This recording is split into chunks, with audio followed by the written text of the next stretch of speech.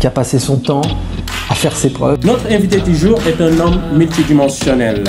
C'est inimaginable aujourd'hui. Je vous présente Christine Kamchon.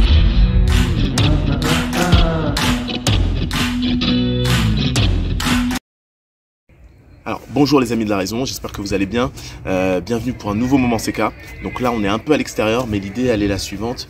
Elle est aussi de vous permettre d'avoir un peu de recul par rapport à la situation actuelle et notamment la guerre en Ukraine. Et la première chose que je dois rappeler, c'est que finalement ce qui a beaucoup d'impact sur l'inflation, c'est pas forcément que la Russie envahisse l'Ukraine. Le véritable problème, ce sont les sanctions. C'est-à-dire que les sanctions économiques que veut imposer l'Occident ou les pays de l'OTAN à la Russie, en fait, ce sont des sanctions qui vont contre finalement ces pays occidentaux et contre l'hégémonie justement américaine ou occidentale. On est vraiment à une période très critique où on est peut-être à la fin d'un cycle. Et ce qui va se passer, en fait, finalement, c'est que le monde va basculer. On était sur un monde américain libéral et on va plutôt tomber sur une domination asiatique où on aura plutôt l'Inde, la Chine et la Russie qui vont devenir pas les maîtres du monde mais qui vont créer leur microcosme. On commence à voir finalement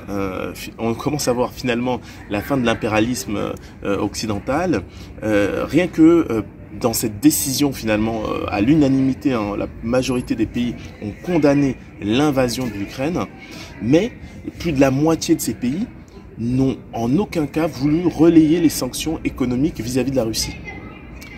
Et pourquoi c'est la fin de Bretton Woods? Alors Bretton Woods, on l'explique, c'est une date assez cruciale où finalement on a décidé d'oublier l'or et de mettre en avant le dollar comme la monnaie de référence du commerce international.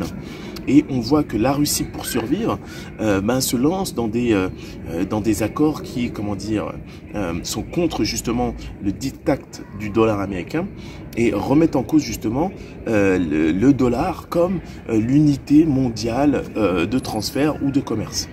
La Chine avait déjà élaboré ce type de choses, mais on voit que la Russie commence à faire des transferts justement d'énergie contre du rouble, ce qui lui permet justement de mettre en avant sa monnaie, de rehausser finalement sa monnaie.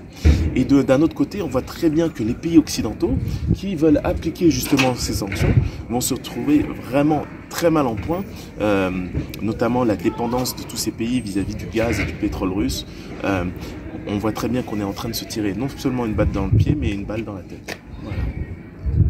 Comme je vous dis souvent les amis de la raison, prenez soin de votre conscience et à très bientôt.